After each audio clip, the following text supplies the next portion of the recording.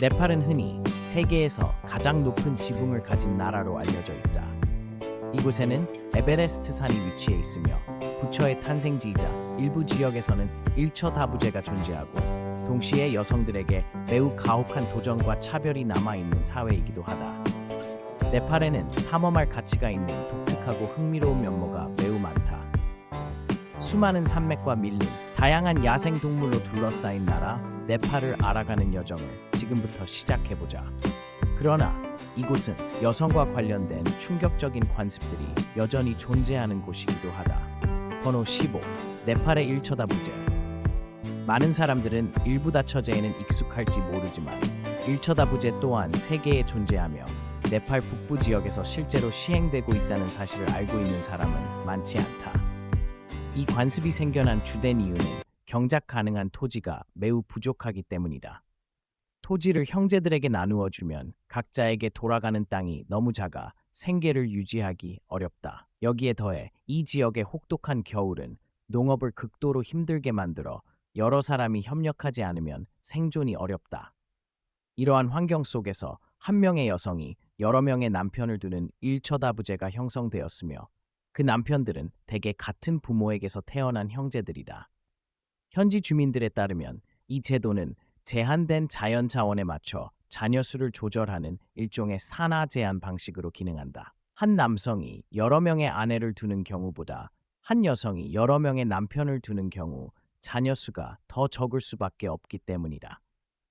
안정적인 일처다부 결혼 생활을 유지하기 위해 가족 규칙에는 유일한 며느리가 3명의 남편 모두에게 공평해야 하며 어느 한 사람에게도 편애를 보여서는 안 된다는 조건이 포함되어 있다. 아마도 결혼한 여성이 여러 남편과의 친밀한 관계를 조율하며 누구도 소외감을 느끼지 않도록 해야 하는 이렇게 무거운 책임을 지는 곳은 세계에서도 드물 것이다.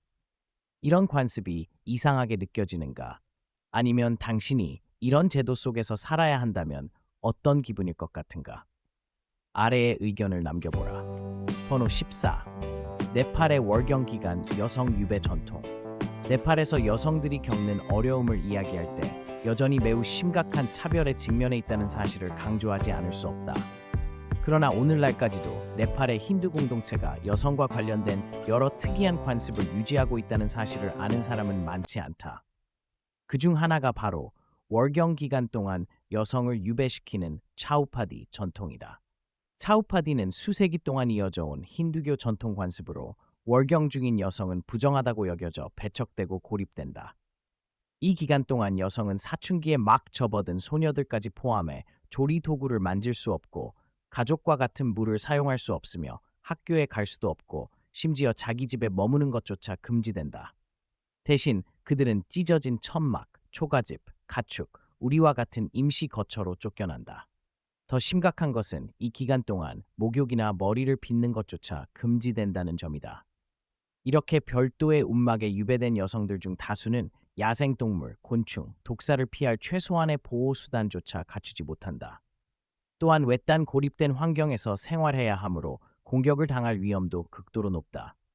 열악한 위생 상태는 각종 감염병과 호흡기 질환에 쉽게 노출되게 만든다. 월경이 끝난 뒤에는 부정을 씻어내기 위해 소의 오줌으로 목욕을 해야 하는데 현지 사람들은 소의 오줌만이 충분히 순수하고 깨끗해 오염을 제거할 수 있다고 믿는다. 만약 매달 이런 방식으로 집에서 쫓겨나야 한다면 얼마나 가혹할지 상상해보라. 당신의 생각을 댓글로 남겨달라. 번호 13. 높은 조혼 비율. 네팔과 같이 보수적인 국가에서는 결혼이 부모에 의해 결정되는 경우가 많으며 많은 가정이 문화적, 경제적 이유로 자녀에게 결혼을 강요한다. 네팔에는 겨우 12세의 나이에 결혼을 강요당하는 소녀들도 있다. 추정에 따르면 약 40%의 소녀들이 성인이 되기 전에 결혼한다. 18세 이전에 결혼하지 못한 소녀는 가족에 의해 매춘업소로 팔려갈 위험에 처하기도 한다. 출산은 이곳 여성들의 생명을 가장 크게 위협하는 요인이다. 교육을 받지 못한 상태에서 가정폭력을 견딜 수 없게 되면 그들에게 남은 선택지는 집을 떠나는 것뿐이다. 이러한 관습은 너무 깊이 뿌리내려 오늘날에도 많은 네팔의 젊은 여성들이 강제 결혼을 피하거나 가난과 가사노동의 부담에서 벗어나기 위해 연인과 함께 도망친다. 농촌 지역에선 젊은 사랑이 받아들여지지 않는 경우가 많아 커플들이 몰래 도망쳐 비밀 결혼을 통해 관계를 합법화하기도 한다. 또 다른 이들은 원치 않는 임신 때문에 결혼을 선택한다. 정부가 결혼 가능 연령을 20세 이상으로 법적으로 금지했음에도 불구하고 이러한 상황은 특히 농촌 지역에서 여전히 빈번하게 발생하고 있다. 번호 12. 네팔의 독특한 풍습, 과일과의 결혼. 네팔의 네와르족에는 매우 독특한 전통이 있는데 모든 여성은 평생 3번 결혼해야 한다는 것이다. 첫 번째 결혼은 벨비바하라 불리며 이후 구파라크네라는 의식에서 태양과 결혼하고 마지막으로 실제 인간 남편과의 결혼에 들어간다. 이러한 결혼 의식은 네와르 불교 전통과 힌두교 전통 모두에서 행해진다. 네와르족은 여성이 남편을 잃더라도 시바신과 이미 결혼했기 때문에 과부로 간주되지 않는다고 믿는다. 또한 소녀들이 사춘기 이전에 결혼 의식을 치르면 훗날 다른 남성들로부터 학대를 당하더라도 신들이 그들을 보호해준다고 여긴다. 벨 열매와의 결혼인 벨 비바하는 아주 어린 나이에 치러지는 첫 번째 의식으로 소녀의 순수함과 천진함을 지켜주기 위한 목적을 가진다. 이 의식에서 소녀들은 시바신을 상징하는 나무 사과 열매인 벨과 결혼한다. 의식은 보통 소녀가 사춘기에 접어들기 직전 대략 9세 무렵에 진행된다. 벨 비바하는 이틀간 이어지는 의식으로 몸을 정화하기 위해 발바닥에 붉은 물감을 칠하는 것으로 시작해 부모가 딸의 순결을 시바신에게 바치는 카냐단 의식으로 마무리된다. 이러한 관습 덕분에 여성들은 남편과 독립적으로 살아갈 수 있으며 이혼하거나 과부가 되더라도 명예를 잃지 않는다. 명목상으로는 여전히 태양과 벨 열매와 결혼한 상태이기 때문이다. 이는 조혼을 막는 하나의 방법이기도 한데 이러한 상징적 의식을 거친 뒤에는 소녀들이 더 이른 나이에 결혼하려는 욕구가 줄어드는 경향이 있기 때문이다. 번호 11. 정치적 불안이 잦은 국가. 불과 몇 달 전 네팔은 현대 역사상 유례없는 사회적 불안의 물결을 겪으며 전 세계의 주목을 받았다. 그 근본적인 원인은 국민들의 삶에서 점점 더 뚜렷해지는 격차에서 비롯되었다. 많은 젊은이들이 높은 실업률로 고군분투하는 한편 정치 엘리트 계층과 연계된 일부 젊은이들의 사치스러운 생활 방식이 소셜미디어를 통해 공개적으로 공유되면서 분노의 물결이 일어났다.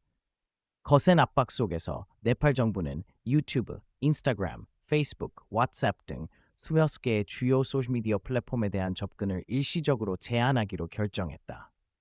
그러나 이 조치는 특히 Z세대를 중심으로 한 젊은 층의 강한 반발을 불러일으켰다.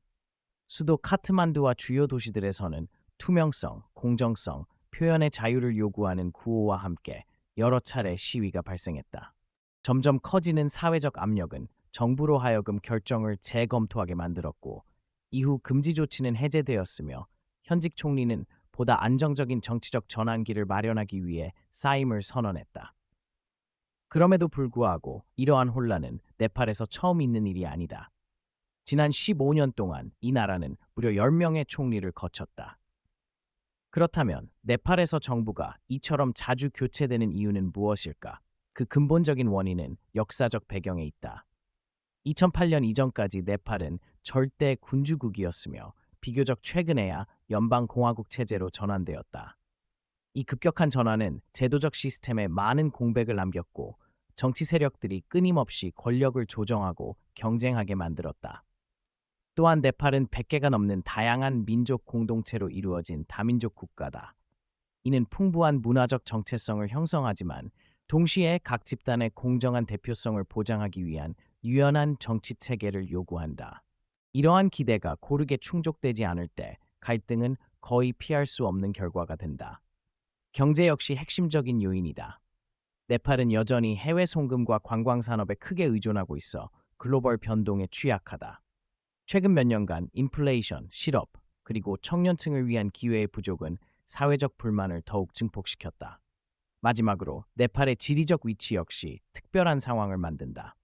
인도와 중국이라는 두 강대국 사이에 위치한 네팔은 양국으로부터 경제적, 정치적 영향을 동시에 받는다. 두 나라 모두 네팔의 무역, 인프라, 투자에서 중요한 역할을 하고 있어 네팔은 관계의 균형을 맞추기 위해 지속적으로 정책을 조정해야 한다. 요약하자면 네팔의 불안정은 단일 사건에서 비롯된 것이 아니라 역사, 문화, 경제, 지정학이 겹겹이 얽힌 결과다. 그러나 긍정적인 점은 네팔 사회, 특히 젊은 세대가 점점 더 적극적으로 목소리를 내며 보다 안정적이고 지속 가능한 미래를 향한 열망을 드러내고 있다는 것이다. 번업, 살아있는 여신 쿠마리. 쿠마리는 네팔어로 처녀 여신을 뜻하는 용어로 힌두교와 불교 신자 모두에게 숭배되는 유일한 살아있는 여신이다. 사람들은 쿠마리가 여신 탈레주의 현신이며 질병을 치유하고 소원을 이루어주며 사람들에게 축복을 내리는 신비한 능력을 지녔다고 믿는다. 전통에 따라 2세에서 4세 사이의 여자아이들이 쿠마리로 선발되며 선발 과정을 거친 뒤에는 수도 카트만두에 위치한 특별한 집에서 생활하게 된다. 종교 축제 기간 동안 쿠마리는 화장을 하고 쿠마리만을 위한 전통 의상을 입는다.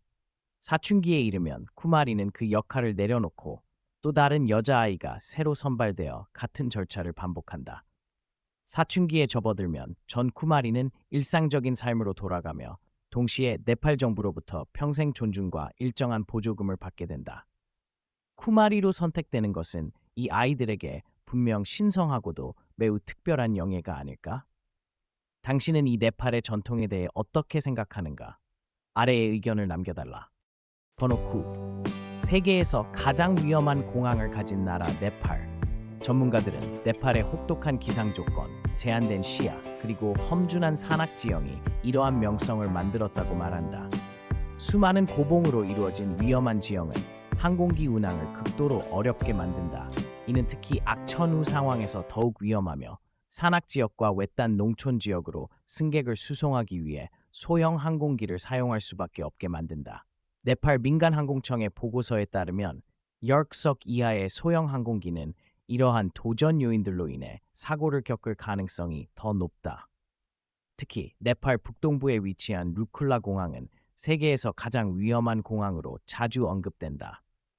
에베레스트로 향하는 관문으로 알려진 이 공항의 활주로는 절벽 위에 놓여 있으며 사방이 산으로 둘러싸여 있고 끝은 가파른 낭떠러지로 이어진다. 네팔에서는 수많은 참혹한 항공사고가 발생해 왔는데 가장 최근의 사고는 2023년 1월 15일 일요일에 발생해 최소 68명이 사망했으며 이는 히말라야 국가 네팔에서 지난 30년간 가장 심각한 항공 참사로 기록되었다. 또한 이는 네팔 역사상 세 번째로 큰 항공사고이기도 하다. 여러분 중 네팔로 비행해 본 사람이 있는가? 자신의 경험을 자유롭게 공유해보라. 이처럼 위험한 환경을 고려하면 네팔로 비행하는 것이 목숨을 건 도박처럼 느껴질 정도로 두려움을 느끼는 사람이 있는 것도 무리는 아닐 것이다. 번호 8. 네팔의 독특한 문화적 특징들. 네팔에서는 특히 힌두교 공동체를 중심으로 8세에서 16세 사이의 소년들이 브라타반다라 불리는 성인식 의례를 치른다. 이 의식은 매우 중요한 의미를 지니고 있어 이를 거치지 않으면 한 남성은 결혼조차 할 수 없다고 여겨진다. 이날 소년의 머리카락은 어린 시절의 순수함을 버린다는 상징으로 모두 깎이며 사제와 가족들이 지켜보는 가운데 종교 의식이 진행된다. 브라타반다는 공동체에 따라 서로 다른 의미로 해석된다. 힌두교 공동체에서는 이 의식을 라마신이 왕궁을 떠나 유배의 삶에 들어간 모습에 비유하며 소년이 인생의 시련과 마주하기 시작함을 상징한다. 불교 공동체에선 브라타반다가 부처가 사치스러운 삶을 버리고 깨달음을 향한 길로 들어선 여정과 나란히 해석된다. 어떤 방식으로 설명되든 브라타반다는 한 소년이 성인으로 넘어가는 중요한 전환점을 의미한다. 네팔 남성에게 브라타반다가 있다면 네팔 여성에게는 평생 3번의 결혼으로 이어지는 특별한 통과 의례가 존재한다. 첫 번째 결혼은 벨비바하라 불린다. 어린 시절 소녀는 상징적인 혼인 의식에 참여하는데 이때 그녀는 시바신의 아들인 쿠마르신을 상징하는 나무 사과 열매와 결혼한다. 전통 신앙에 따르면 이 의식은 소녀를 보호해주며 훗날 인간 남편이 사망하더라도 첫 번째 남편이 신이기 때문에 과부로 간주되지 않는다. 사춘기에 접어들면 소녀는 바라하 의식을 치르는데 흔히 태양과의 결혼식으로 불린다. 12일 동안 그녀는 완전히 어두운 방에 머물며 남성과 태양빛을 피해야 한다. 의식이 끝나면 그녀는 신부 복장을 입고 화려한 화장을 하며 사제가 태양과의 상징적인 혼인 의식을 집전한다. 이때 거울에 비친 태양의 모습을 보는 것이 그녀가 진정으로 성인이 되었음을 알리는 징표가 된다. 그녀의 마지막 결혼은 실제 인간 남편과 이루어진다. 노년에 이르러서도 네팔 사람들은 삶의 중요한 이정표를 기념하는 의식을 치른다. 그것이 바로 양쿠라는 장수 축제로 77세, 88세, 99세 또는 110세와 같은 특별한 나이에 도달한 사람들을 기리기 위한 행사다. 이때 노인들은 신랑이나 신부처럼 차려입고 사원을 행진하며 공동체 전체로부터 축복을 받는다. 네와르족의 고대 문헌에 따르면 과거 인간의 평균 수명은 약 67세에 불과했기 때문에 이 나이를 넘긴 사람은 한 번의 인생을 더 부여받은 존재로 여겨졌다. 따라서 양쿠 의식은 단순한 장수 축하를 넘어 삶의 수많은 굴곡을 견뎌낸 이들에 대한 감사의 표현이기도 하다. 번호 7. 세계에서 가장 신비로운 땅 중 하나, 무스탕 왕국. 무스탕 왕국은 상부 무스탕 앞 마스탱이라고도 불리며 오래전부터 세계에서 가장 신비롭고 독특한 지역 중 하나로 여겨져 왔다. 네팔 북부 티베트 국경 인근에 위치한 이곳은 언어, 종교, 건축, 생활 방식 전반에 걸쳐 고대 티베트 문화에 깊은 영향을 받은 작은 티베트와도 같다. 무스탕은 1950년에 네팔에 공식적으로 편입되기 전까지 거의 독립적인 왕국으로 존재했으며 티베트의 강한 영향을 받아왔다. 네팔의 일부가 된 이후에도 약 60년 동안 군주제를 유지했으며 2008년에 네팔 전역에서 왕정이 폐지되면서 마지막 국왕이 퇴위했다. 정치적 권력은 사라졌지만 무스탕의 국왕은 여전히 지역 주민들에게 문화적, 정신적 상징으로 존경받고 있다. 무스탕의 자연 경관은 우리가 흔히 떠올리는 네팔의 이미지와는 전혀 다르다. 울창한 숲과 계단식 논, 눈 덮인 삼봉우리로 대표되는 네팔의 풍경과 달리 무스탕은 붉은 갈색의 메마른 토양과 깊은 협곡, 끝없이 펼쳐진 민둥한 구릉이 특징인 반사막지대다. 종교와 문화 측면에서 무스탕은 티베트 불교가 거의 원형에 가깝게 보존된 멸 안 되는 지역 중 하나다. 로케카르와 탑첸 같은 고대 사원들은 수백 년의 역사를 지니며 벽화와 불상, 세대를 거쳐 전승된 전통 의식을 간직하고 있다. 무스탕 왕국의 옛 수도인 르만탕은 이 지역의 정수를 가장 잘 보여준다. 성벽으로 둘러싸인 작은 도시 안에는 왕궁과 함께 고대 티베트 양식의 사원과 수도원이 자리 잡고 있다. 이곳의 주요 이동 수단은 여전히 도보와 말이며 현대적인 차량은 거의 찾아볼 수 없다. 르만탕의 분위기는 마치 시간이 15세기에서 멈춰버린 듯한 인상을 준다. 특히 주목할 점은 1950년부터 1992년까지 무스탕이 외국인의 출입이 제한된 금지구역으로 여겨졌다는 사실이다. 장기간의 고립은 무스탕이 전통적인 생활 방식과 신앙을 거의 온전히 유지하는 데 기여했지만 동시에 현대 세계에 적응하는 속도를 늦추는 결과를 낳았다. 많은 외딴 마을에서는 지금도 영혼과 초자연적 존재에 대한 믿음이 강하게 남아있으며 질병이 이러한 존재들에 의해 발생한다고 여겨 승려를 불러 구마의식이나 기도를 진행한다. 무스탕 사람들의 일상은 척박한 땅에서의 목축과 농경을 중심으로 돌아간다. 그들은 염소, 말, 노새, 당나귀, 소, 야크를 기르며 보리, 메밀, 옥수수, 사과, 살구, 그리고 몇 가지 단기 재배 채소를 재배한다. 자연과 혹독한 기후에 크게 의존하는 느린 삶의 방식은 이 지역 공동체를 매우 높은 자급자족 형태로 형성해왔다. 번호 6. 히말라야 지역의 독특한 식문화. 네팔에서는 대부분의 식사 자리에서, 심지어 식당에서도 오른손으로 음식을 먹는 습관이 있다. 이 관습은 단순한 전통을 넘어 음식의 질감과 온도를 더 잘 느낄 수 있게 해준다고 여겨진다. 왼손은 보통 깨끗하지 않은 손으로 간주되기 때문에 음식을 입으로 가져오는 데 사용하지 않는다. 또한 네팔 사람들은 서양식처럼 전체, 메인 요리, 디저트를 구분해 먹지 않는다. 대신 모든 음식을 한 번에 차려놓고 함께 나누어 먹는데 이는 공동체 문화를 반영하고 나눔의 정신을 중시하는 식사 방식이다. 네팔 음식의 전반적인 맛은 인도 음식처럼 매우 맵지는 않지만 중국 음식처럼 담백하지도 않다. 강황, 쿠민, 마늘, 생강, 후추와 같은 향신료가 조화를 이루며 히말라야 광물 소금이나 암염이 더해진 것이 특징이다. 네팔 요리는 기름 사용이 매우 적고 튀김 요리는 거의 없다. 가장 흔한 단백질 공급원은 렌틸콩, 달걀, 닭고기, 물소고기다. 거의 모든 네팔 가정에서 매일같이 등장하는 음식은 달바트다. 달바트는 흰쌀밥, 렌틸콩 수프, 볶은 채소, 그리고 절임 채소나 카레, 고기와 같은 몇 가지 반찬으로 구성된 한 상이다. 달바트의 구성은 지역, 계절, 경제적 여건에 따라 달라질 수 있지만 기본적으로는 항상 영양가 높은 식사다. 네팔에는 달밭 파워라는 속담이 있는데 이런 한 끼 식사만으로도 하루 종일 버틸 수 있는 에너지를 준다는 의미다. 달바트 외에도 모모는 네팔에서 가장 인기 있는 길거리 음식 중 하나다. 모모는 고기나 채소를 넣은 작은 찐만두로 쪄서 먹거나 살짝 구워 토마토와 고추로 만든 소스에 찍어 먹는다. 흥미롭게도 모모는 티베트에서 유래했지만 네팔에 전해지며 현지 입맛에 맞게 변형되었다.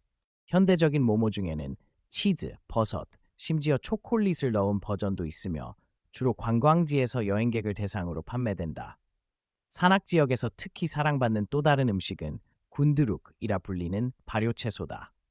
군두룩은 가지나 배추를 말린 뒤 자연 발효시켜 만들며 신맛이 나는 국이나 볶음 요리에 사용된다.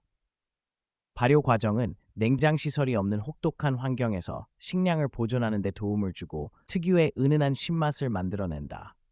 군두룩은 겨울철에 유산균과 비타민을 공급해주며 흔히 네팔식 김치로 여겨진다. 짭짤한 버터차를 마시는 습관 또한 네팔 식문화의 독특한 면모로 특히 티베트와 접한 지역에서 두드러진다. 이 차는 야크버터와 소금을 넣어 끓이며 추운 고산 기후에서 몸을 따뜻하게 하고 에너지를 공급해준다. 처음 접하는 사람에게는 마시기 힘들 수 있지만 현지인들에게는 아침 일상의 필수 요소다. 번호 5. 네팔 사람들의 흥미로운 축제들. 티아르 축제는 동물을 기리는 축제로 네팔에서 가장 독특한 행사 중 하나다. 티아르는 보통 매년 10월이나 11월경에 열리며 네팔 음력 기준으로 5일간 이어진다. 이 5날 동안 네팔 사람들은 날마다 다른 존재를 숭배하는데 까마귀, 개, 소, 그리고 마지막에는 인간 자신을 기린다. 그중 가장 유명한 날은 쿠쿠르 티아르로 개를 죽음의 신의 사자이자 인간의 충직한 친구로 여긴다. 이날 개들은 꽃목걸이를 걸고 이마에 티카를 바르며 감사의 표시로 특별한 음식을 대접받는다. 흥미로운 점은 집에서 기르는 개뿐 아니라 길거리의 유기견들까지도 같은 방식으로 존중받는다는 것이다. 다음 날은 부와 번영의 상징으로 여겨지는 소를 위한 날이다. 이러한 일련의 의식들은 화려한 축제 분위기를 만들어내며 네팔 사람들과 자연 세계 사이의 깊은 관계를 보여준다. 카트만두에선 인드라트 축제가 전혀 다른 분위기를 자아낸다. 인드라자트라는 힌두교의 비신인 인드라를 기리기 위한 행사로 음력에 따라 보통 8월이나 9월에 열리며 약 8일간 지속된다. 이 축제의 가장 큰 볼거리는 살아있는 여신으로 숭배되는 쿠마리의 등장이다. 축제 기간 동안 쿠마리는 거대한 가마를 타고 구시가지를 행진하는데 이는 1년 중 그녀가 대중 앞에 모습을 드러내는 몇 안 되는 기회 중 하나다. 그녀와 함께 등장하는 라케이 무용수들은 커다란 가면과 붉은 의상을 착용하며 도시를 수호하는 영혼의 화신으로 여겨진다. 수도를 벗어나면 다샤인 축제가 네팔의 광범위한 문화적 규모를 보여준다. 다샤인은 한 해 중 가장 중요한 축제로 보통 9월 말부터 10월 중순까지 약 15일간 이어진다. 이 축제는 여신 두르가가 악의 세력을 물리친 승리를 기념한다. 다샤인의 가장 큰 특징은 해외에 거주하는 네팔인들까지 고향으로 돌아와 가족과 재회할 만큼 거의 온 나라가 함께 참여한다는 점이다. 축제 기간 동안 어른들은 아이들의 이마에 붉은 티카를 발라 축복과 행운을 빌어준다. 많은 가정에선 대나무로 만든 큰 그네를 설치해 아이들이 놀게 하는데 다샤인 기간에 그네를 타는 것은 한 해의 모든 짐을 내려놓는 행위로 여겨진다. 또 다른 독특한 점은 일부 지역에서 여신 두르가에게 감사를 표하기 위해 동물 희생 의식을 치른다는 것이다. 다만 모든 지역에서 이 관습을 유지하는 것은 아니며 오늘날에는 보다 상징적인 제의로 대체하는 곳도 늘어나고 있다. 번호 4. 네팔의 유명한 관광 명소들. 첫 번째 목적지는 치트완 국립공원이다. 네팔에서 가장 중요한 야생동물 보호구역으로 여겨지는 치트완은 과거 왕족과 귀족들만이 사냥을 할 수 있었던 왕실 전용 금지 구역이었다. 그러나 1973년 멸종 위기에 처한 동물들을 보호하기 위해 국립공원으로 전환되었다. 이곳은 지난 세기 거의 멸종될 뻔했던 웹불 코뿔소가 아직 집단으로 서식하는 세계에서 몇 안 되는 지역 중 하나다. 오늘날 치트완의 코뿔소 개체 수는 엄격한 보호 정책 덕분에 700마리 이상으로 회복되었다. 코뿔소 외에도 이 공원에는 벵골 호랑이, 아시아 코끼리, 가비알 악어, 그리고 500종이 넘는 조류가 서식하고 있다. 치트완에서 가장 인기 있는 체험 중 하나는 이른 아침 라프티 강에서 동목선을 타고 강가에서 햇볕을 쬐는 악어와 안개 낀 하늘을 가로지른 철새 무리를 관찰하는 것이다. 밀림, 초원, 강 생태계가 어우러진 치트완은 우리가 익숙하게 떠올리는 산악국가 네팔과는 전혀 다른 모습을 보여준다. 평야지대를 떠나 고산지대로 올라가면 네팔의 또 다른 대표적인 명소인 안나푸르나 지역이 등장한다. 이곳에는 세계적으로 유명한 안나푸르나 서킷 트레킹 코스가 있다. 이 루트가 특별한 이유는 웅장한 설산 풍경뿐 아니라 믿기 어려울 정도로 빠르게 변화하는 지형과 문화 때문이다. 불과 며칠 만에 여행자는 울창한 소나무 숲에서 티베트 사막을 연상시키는 건조한 계곡으로 이동하게 된다. 여정의 하이라이트는 해발 5,600m에 위치한 토롱라고개로 전문적인 등반 기술 없이 일반인이 도전할 수 있는 가장 높은 트레킹 고개 중 하나로 여겨진다. 길을 따라 자리한 구룽족과 타칼리족의 마을에서는 지역 음식부터 산비탈에 아슬아슬하게 자리 잡은 불교 사원에 이르기까지 풍부한 문화 체험을 할 수 있다. 안나푸르나가 네팔의 산악미를 보여준다면 박타푸르는 여행자를 네팔의 과거로 데려간다. 박타푸르는 카트만두 계곡의 세 고대 수도 중 하나였으며 오늘날까지도 가장 잘 보존된 네와르 예술을 간직한 도시다. 이 도시의 구조는 중세시대 이후 거의 변하지 않았으며 붉은 벽돌길, 넓은 사원 광장, 정교하게 조각된 목조 건축물이 특징이다. 박타푸르 더르바르 광장에서는 12세기부터 18세기에 걸쳐 지어진 궁전, 사원, 신상들을 감상할 수 있다. 이곳의 독특한 건축물 중 하나는 네팔에서 가장 높은 전통 사원으로 알려진 5층 구조의 리아타폴라 사원이다. 특히 이 사원의 각 층은 점점 더 강력한 힘을 상징하는 거대한 한 쌍의 수호상으로 지켜지고 있는데 전설에 따르면 이 사원을 침범하려는 존재는 5쌍의 수호상 전체를 합친 힘보다 더 강해야 한다고 전해진다. 번호 3. 부처의 탄생지, 네팔. 히말라야 산맥 기슭에 위치한 룸비니는 인도 도시 카필라바스투에서 동쪽으로 약 25km 떨어진 네팔 영토에 속해 있으며 마야 왕비가 시다르타 고타마를 낳은 곳이다. 그는 훗날 부처로 알려지며 불교의 창시자이자 모든 생명에 대한 자비의 상징이 되었다. 부처는 약 2600여 년 전인 기원전 63p0년에 룸비니에서 태어났다. 이곳에는 11세기부터 불교 순례의 중심지였음을 보여주는 사원과 스투파의 고고학적 유적들이 남아있다. 네팔을 방문하면 룸비니를 찾는 것은 매우 일반적인 일정이다. 여행자들은 수도 카트만두에서 약 240km 떨어진 성스러운 정원과 약 200년 전에 건설된 마야 대비 사원을 둘러본다. 룸비니는 1997년에 유네스코 세계문화유산으로 지정되었다. 이 외에도 네팔에는 유네스코가 인정한 3곳의 유산이 더 있는데 카트만두 계곡, 치트완 국립공원, 사가르마타 국립공원이 그것이다. 번호 2. 부처가 태어난 나라지만 인구의 80%는 힌두교를 믿는다. 네팔은 시다르타 고타마, 즉 부처가 태어난 곳으로 전 세계에 알려져 있다. 남부 평야지대에 위치한 룸비니는 기원전 6세기경 부처의 탄생지로 확인되었으며 이로 인해 네팔은 전 세계 불교도들에게 가장 신성한 장소 중 하나가 되었다. 오늘날 룸비니는 불교의 가장 중요한 순례지 중 하나이며 유네스코 세계문화유산으로 등재되어 있다.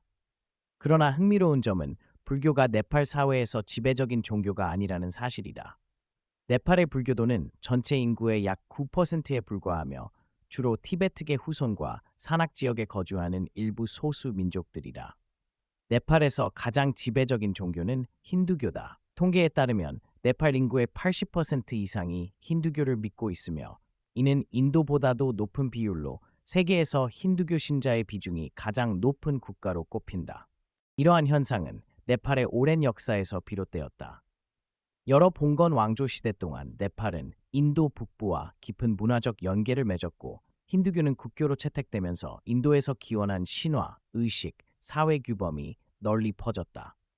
오랜 기간 네팔은 전통적인 힌두 왕정 체제 아래 존재했으며 이는 힌두교가 국민의 정신적 삶에서 중심적인 위치를 차지하도록 만들었다. 그러나 힌두교가 우세함에도 불구하고 샤머니즘 요소를 지닌 토착 신앙 역시 특히 산악 및 농촌 지역에서 강한 영향력을 유지하고 있다. 사람들은 사원에 가서 기도하는 것뿐 아니라 병을 고치거나 운명을 점치고 길이를 선택하기 위해 전통 무당을 찾기도 한다. 무당은 상징적인 존재를 넘어 실제 직업으로서 여러 소수 공동체에서 세대를 거쳐 전승되고 있다. 또한 네팔 전역에는 수많은 소규모 신앙 체계가 공존한다. 주목할 점은 다양한 종교와 신념이 함께 존재하면서도 경쟁하기보다는 자연스럽게 융합된다는 것이다. 카트만두나 박타푸르의 사원 건축은 힌두교와 불교 요소를 동시에 담고 있어 외부인이 명확히 구분하기 어렵다. 많은 네팔 가정의 제단에는 시바신과 부처의 상이 함께 놓여 있다. 일부 전통 무당들은 티베트 불교의 명상이나 진언까지 결합해 익숙하면서도 독특한 다층적 신앙 체계를 형성하고 있는데 이는 다른 곳에서는 찾아보기 힘든 모습이다. 번호 1. 네팔의 생활비. 네팔의 생활비는 아시아의 다른 많은 나라들에 비해 전반적으로 낮은 편이지만 도시와 농촌 간의 차이는 상당하다. 카트만두나 포카라에선 관광 수요와 물류 비용 때문에 소규모 지방 도시보다 가격이 약 30-40% 높다. 그럼에도 국제적인 기준으로 보면 네팔은 여전히 생활비가 매우 합리적인 나라 중 하나다. 음식 가격은 비교적 저렴하다. 현지 식당에서 달바트, 모모, 투크파 한 끼는 보통 2.894, 5.788원 정도이며 관광객을 대상으로 한 레스토랑에서는 약 8.681, 14.469원 수준이다.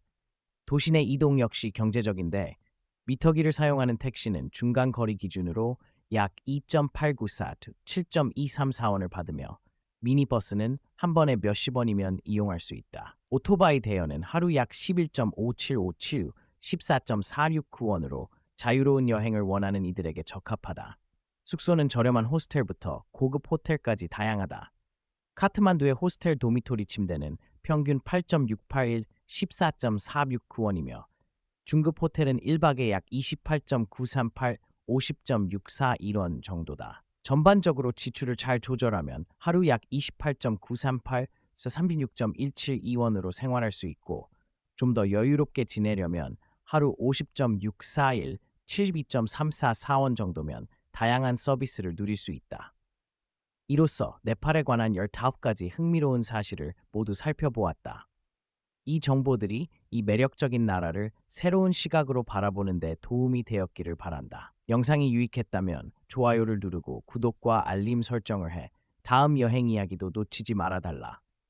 여러분은 어떤 사실이 가장 인상 깊었는가? 아래 댓글로 생각을 남겨주길 바란다. 본 정보는 참고용이므로 어떠한 결정을 내리기 전에 반드시 추가로 조사하기를 권한다.